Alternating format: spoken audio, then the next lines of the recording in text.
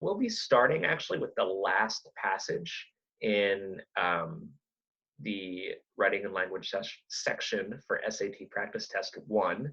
If you have your big blue book, I'll tell you what page it's on in just a second. 1224. We're going to be on page 1224. The title will be The Consolations of Philosophy. So if you're on the PDF, just scroll down until you find something that says The Consolations of Philosophy. Now, here's the strange thing about writing and language.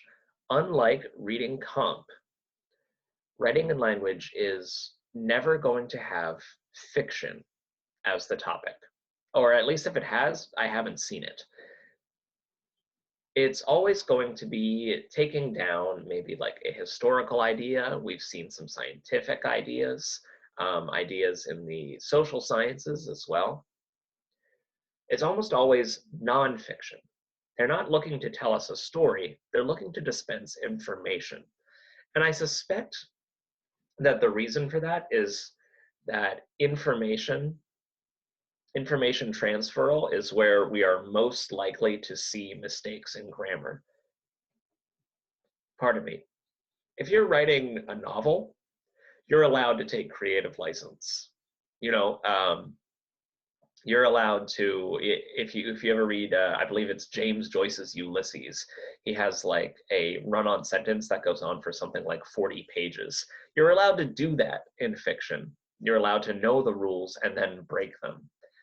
But since writing and language sections are all about following the rules and noticing when they're broken, they stick to nonfiction, where there's not as many stylistic choices you can make. So without further ado, I'm going to pull up that PDF, Consolations of Philosophy. The reason I wanted to show you this is not because it's a narrative fiction passage, but because it is something less about sciences. It's more about people, and there's no graphs or data that we'll be dealing with. You can see I'm on page 32 of my PDF.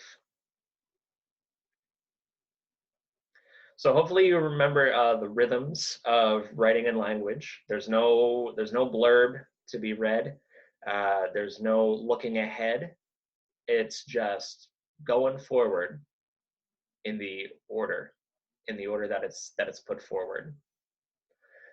So let's just start here. Consolations of Philosophy. Long viewed by many as the stereotypical useless major, philosophy is now being seen by many students and prospective employers as, in fact, a very useful and practical major, offering students a host of transferable skills with relevance to the modern workplace, period. In broad terms, philosophy is the study of meaning and the values underlying thought and behavior. Okay, well, let's look at what we're being tested on here. Number 34, it seems very clearly that we're being given different options of of transition phrases, right? So what we have to find is, how does this idea link to this idea? Here we're just talking all about the majors. And here we're just sort of giving a definition of philosophy. So really, maybe it doesn't even have to connect to this. For example, is connecting to this, but I don't see how a definition of philosophy it makes the case that it's a useful major. We're just defining our terms. In contrast is the same thing. And if you remember, in contrast and nevertheless, those are both sort of contrasting transition statements. So I think in broad terms, like just giving that definition of philosophy, yeah, that works. I like A best. Go on, we'll get this. There we go. But more pragmatically, the Discipline encourages students to analyze complex material, question conventional beliefs, and express thoughts in a concise manner. Well, speaking of expressing thoughts in a concise manner, our questions over here in number 35 all have to do about concision. How short we can make this. If you don't know what pragmatic means, that just means practical. And we're given the option between more pragmatically, no change, or speaking in a more pragmatic way, speaking in a way more pragmatically, speaking in a more pragmatic speaking way. No, some of those might be fancier. Some of those are just silly. I think A is our best bet. More pragmatically, comma, gets us there. Because philosophy teaching students not what to think, but how to think, the age-old discipline offers consistently useful tools for academic and professional achievement. Well, that is clearly, when we look at our options, we're being tested on the verb. Because philosophy teaching students, that doesn't work. Philosophy teaches students not what to think, but how to think. That's what we want to go with for number 36. A 1994 survey concluded, as you can see, we are not escaping data entirely. A 1994 survey concluded that only 18% of American colleges required at least one philosophy course. All right, so that is number 37. So it's saying which choice most effectively sets up the information that follows. So again, we're looking for a sentence that allows for transition between the sentence before 37 and the sentence after the number 37. So here we're talking about how it's useful for academic and professional achievement. And here we're talking about how not a lot of colleges have been requiring philosophy as a course. Let's see here. A, consequently, philosophy students have been receiving an increasing number of job offers. Well, no, this isn't about job offers, this is about colleges. So we're not really setting ourselves up. There's no assist there. B, therefore, because of the evidence, colleges increase their offerings in philosophy. That's the exact opposite of what we read there.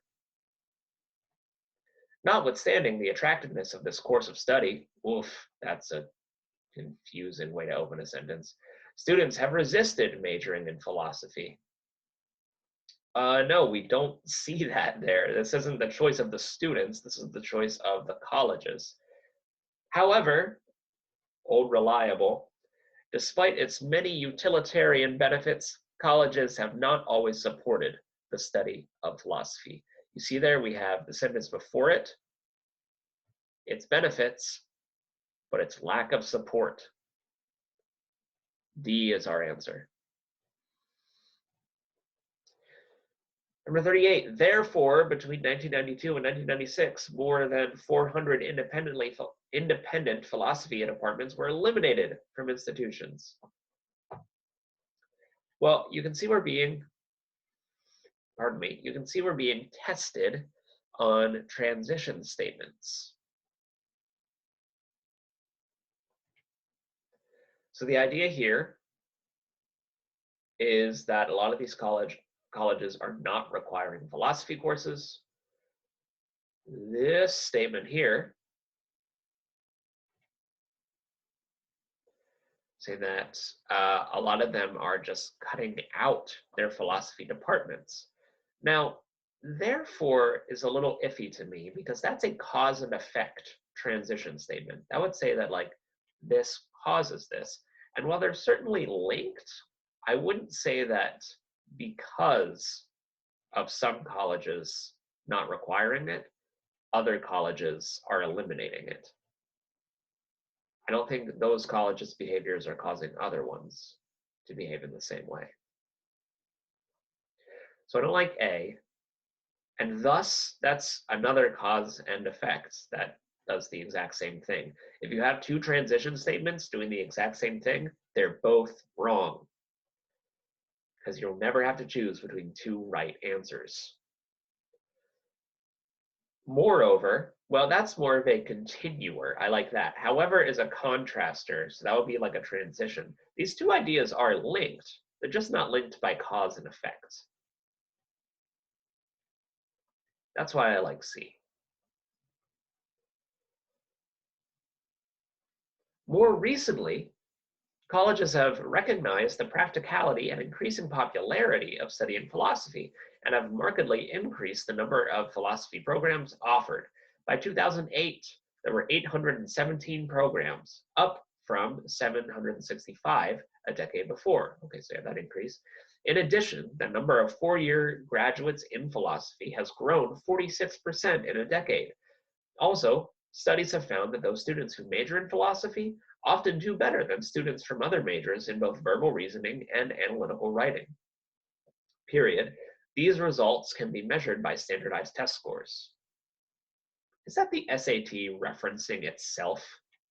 That's cheeky, writing about the SAT in the SAT. Okay, but that's not what we're measuring here. We're being asked which choice most effectively combines the sentences at the underlined portion. So we want to combine this sentence with that. So now we just kind of plug and play. And analytical writing as measured by standardized test scores. I think that gets the job done, and it gets it done shortly, concisely, right? Writing, comma, and these results can be writing, comma, which can also be writing when the results are, like, none of these are grammatically wrong. But we're being asked about what is most effective. It's the most efficient one is writing as measured by.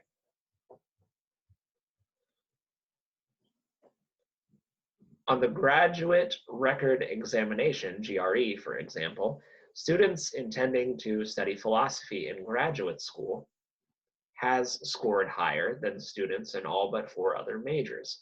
Well, hopefully that sounded wrong to you. Students has scored. We're being asked about subject-verb agreement. So that doesn't work. We want to say students have scored.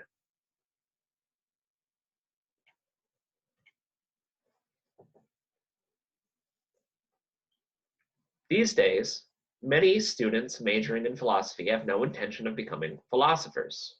Instead, they plan to apply those skills to other disciplines.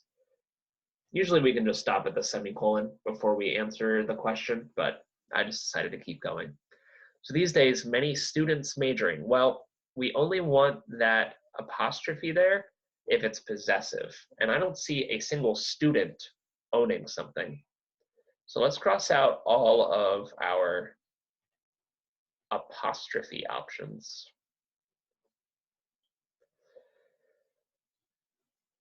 And plug and play the remaining. These days, many students majoring in philosophy. Yeah, that makes sense, because majoring in philosophy have no intention of becoming philosophers. This one will trip you up. These days, many students major in philosophy. That makes sense if the sentence ends here. But it doesn't make sense if you keep going. We want students majoring in philosophy who have no intention of becoming philosophers. That's why, I erred on the side of caution and read all the way to the period. You definitely want to read it all the way to the semicolon at the very least, whenever you get to a complete thought.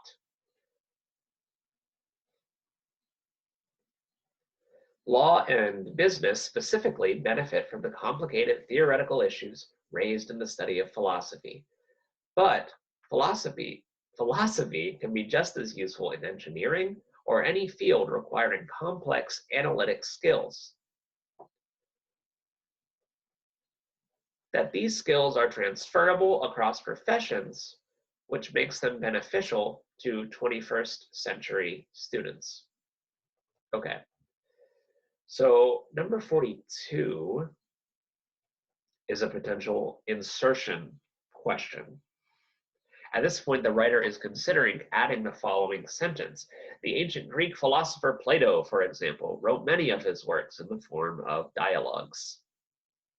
Should the writer make the addition here? Well, remember, a good sentence has hooks, right? It hooks into what comes before it and what comes after it. This seems way out of left field. If we look at the sentences before and after 42, we're talking about how law, business, and engineering can all benefit from philosophy, and we're continuing to talk about professions on the other side. So to talk about Plato randomly doesn't really seem to work. So let's cross out our yeses. C, no, because it blurs the paragraph's focus by introducing a new idea that goes unexplained. Yeah, I like that one. If we look at D, you might almost go for it. No, because it undermines the passage's claim about the employability of philosophy majors. I don't think it undermines it. It would only undermine it if, like, Plato were unemployed for some reason. To undermine means to sort of like disprove. So yeah, I don't like D. Let's keep moving there because I definitely saw some weird verbiage going on later. That these skills are transferable across professions, which makes them especially beneficial to 21st century students. So if we didn't have the word that, this might make sense, right? These skills are transferable across professions, which makes them especially beneficial. Well, we want to say we actually don't really even need the word which. That these skills are transferable across professions makes them especially beneficial. We're talking about the fact that they are transferable across professions. So I want to go with D, delete that underlined portion. Because today's students can expect to hold multiple jobs, some of which may not even exist yet, dash, during our lifetime, comma, studying philosophy allows them to be flexible and adaptable.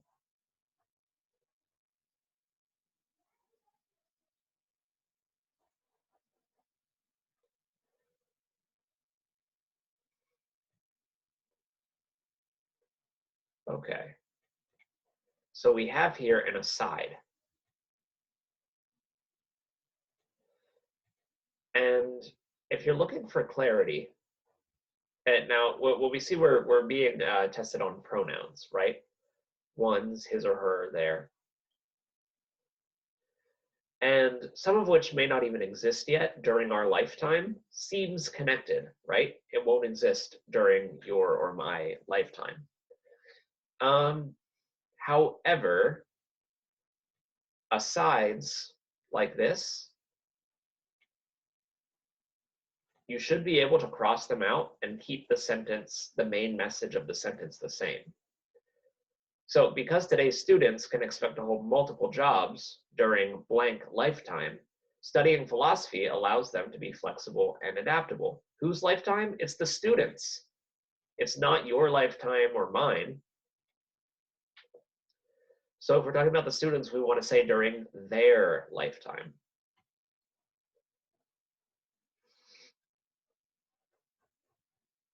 And that's the end of that passage.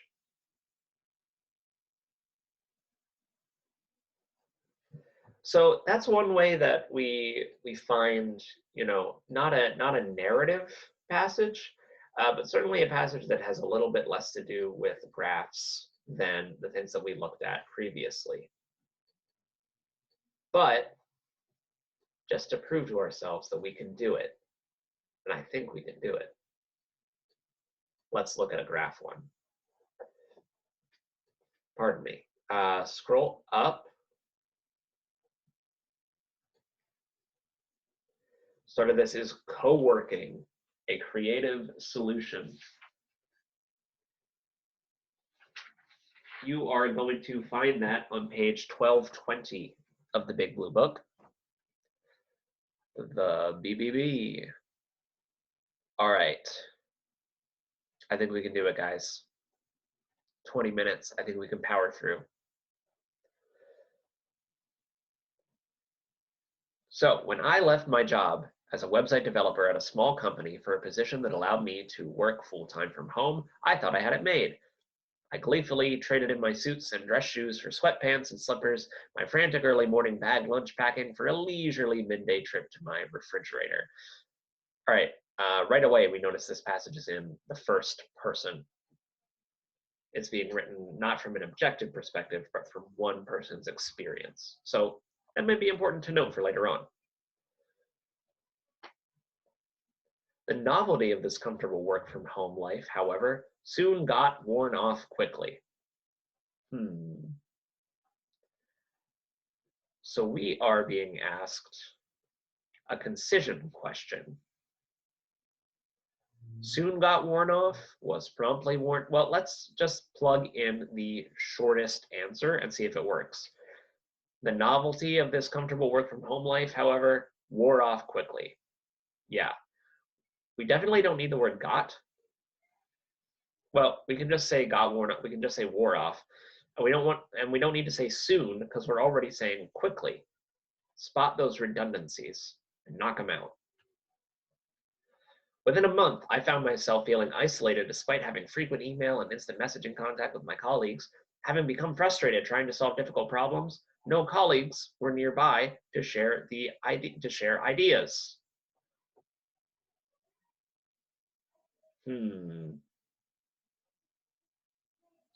So who's becoming frustrated trying to solve these difficult problems? Well, anyway, let's just look at our options here. Colleagues were important for sharing ideas. Ideas couldn't be shared with colleagues. I missed having colleagues nearby to consult. So who's the one who's frustrated? It's the writer, right? I had become frustrated. This one makes it sound like the colleagues were frustrated by not being nearby. But that doesn't really work with the tone and the flow of the passage. The only one that lines up with an I, these subjects make it seem like the subject should be colleagues, the subject should be ideas. But this one continues the tone of the passage. Having become frustrated trying to solve difficult problems, I missed having colleagues nearby to consult. It was during this time that I read an article into working spaces. What are we being asked here? We're being asked about those prepositions. Now, remember when we talked about non-literal prepositions, right? If I, literally about just means in the vicinity of or nearby. But if an article is about birds, then that article doesn't need to be near the birds. It just addresses the subject of birds. But for whatever reason, it's always about birds. We never read an article into birds, and we never read an article into co-working space.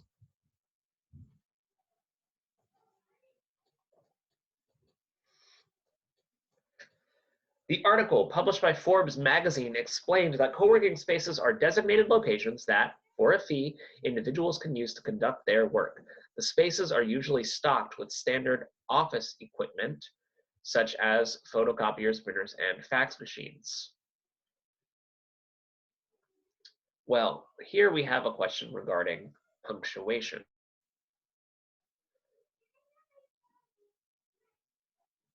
What I would say here is that the word such as, which is not deleted in any of these, the word such as accomplishes the purposes of a colon, right? A colon introduces a list, but we don't need the list to be introduced if we already have some introducing words. A colon might work better if we were like, the spaces are usually stocked with standard office equipment, colon, photocopiers, printers, and fax machines. That's when we would need an introduction. So let's delete our colon choices. Equipment, comma, such as, comma. No, that's needless. Unless you have a clear reason to use a comma, don't use it. When in doubt, don't use a comma. In these locations, however, the spaces often include small meeting areas and large rooms for hosting presentations. Okay, we have choices that say in addition for these reasons and likewise, we are being tested on transition statements. Could it be that, however, the old reliable transition is going to fail us here? Well, let's see what we're transitioning from. The spaces are stocked with standard office equipment, such as yada, yada, yada. And on the other side, the spaces often include small meeting areas and larger rooms for hosting presentations. I don't think that this contradicts this. So I don't like A. It's not going to work. In addition to equipment, these spaces often include, okay, that's a great transition. We were just talking about equipment. Now we're talking about other things that they have. Brilliant. The cost of launching a new co-working business in the United States is estimated to be approximately $58,000. Okay. Well, this is an editing question, not proofreading, editing. There's nothing grammatically wrong with this sentence. The writer is considering deleting the underlined sentence. Should the sentence be kept or deleted? Well, it kind of comes out of nowhere, right? Like we're talking about what it includes, and then all of a sudden we're talking about money and how to start one. So yeah, I don't like the kept ones because it just comes out of left field. If you ever read a sentence that feels like a slap in the face, chances are it's just not it's not supposed to be there. Deleted because it blurs the paragraph's main focus with a loosely related detail. Yeah, I think that's the one. D, deleted because it repeats information. Well, no, that's actually the problem. It's not repeating information. It's just giving information not at all, like not strongly connected enough. I won't say not at all connected. What most caught my interest, though, was a quotation from someone who described co-working spaces as melting pots of creativity. The article refers to a 2012 survey in which 64% of respondents noted that co-working spaces prevented them from completing tasks in a given time. Let's see here, number 29. Is that actually an accurate representation of the graph?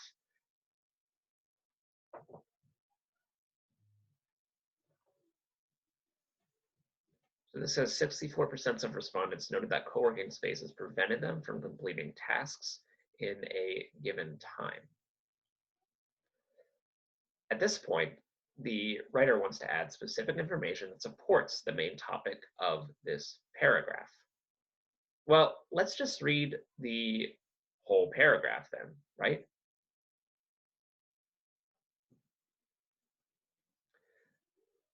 The article goes on to suggest that the most valuable resources provided by co-working spaces are actually the people whom use them. Well, that sounds a little weird, but we'll get to that later.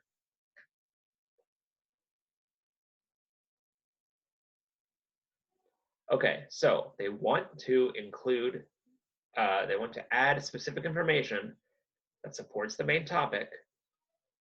You know, it's the people who get here. It's a melting pot of creativity. That's our main topic. And again, we're being asked, like, this is the data. You're never going to be given an inaccurate graph, but you might be given an inaccurate sentence. Or maybe an irrelevant sentence. Let's see here.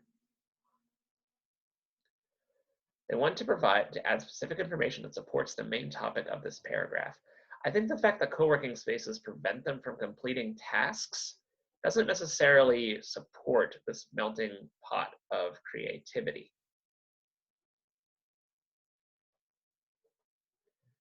So let's see what most closely aligns to that. So it has to be relevant. Which choice most effectively completes the sentence with relevant and accurate information based on the graph above? Need both. It has to actually reflect the graph, and it actually has to do with the passage. So B, 71% of respondents indicated that using a co-working space increased their creativity. That's there. Creativity increased by 71%. And it has to do with the melting pot of creativity. I like B.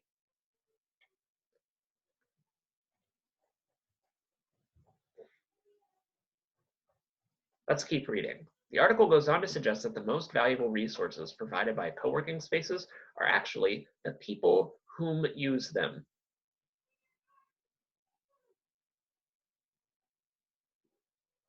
Well, I don't think whom is correct there. It sounds a little off.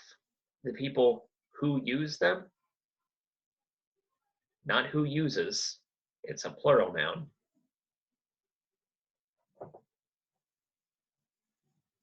That's why we want to go with D.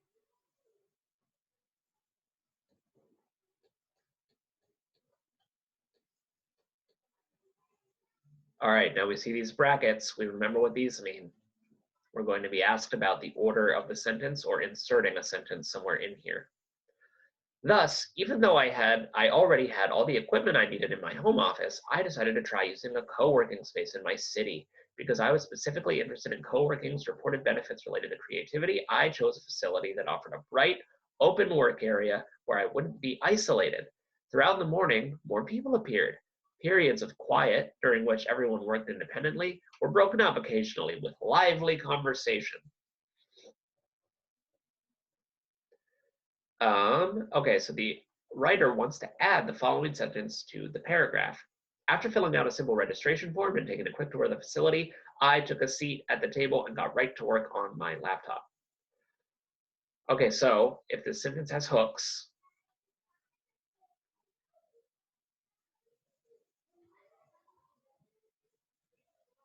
we need it to connect to something that comes before it and something that comes after it. We have her filling out a registration form, and the sentence ends with her getting to work. So the sentences after it have to take place after she's already working.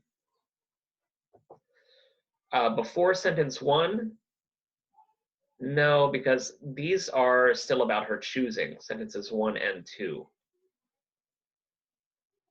After sentence 1 won't work because of the same reason. After sentence 2 might work. I chose this place so I wouldn't be isolated, filled out. Okay, so she chooses, she fills out the form, and then she gets to work. That's perfect. After sentence 2.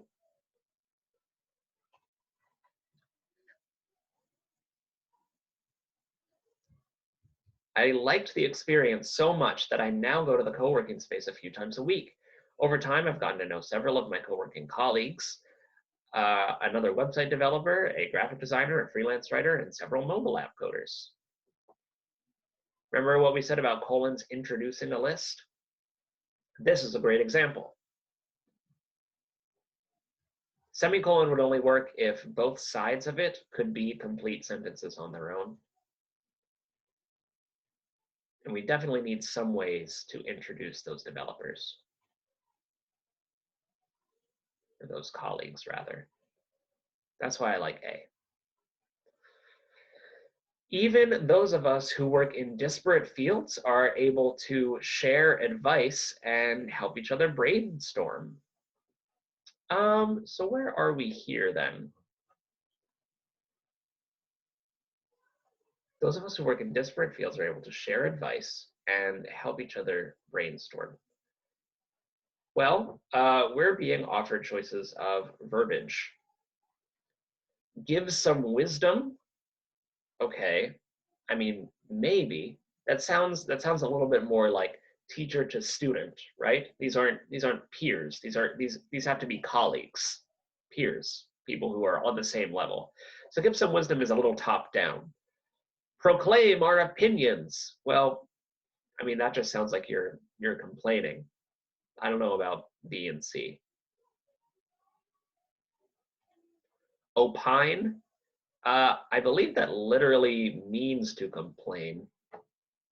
I'm going to look that up right now because I want to get it right. Well, opine it's actually the root of the word opinion, to give your opinion. So not only does that not work here, it's also just way too formal.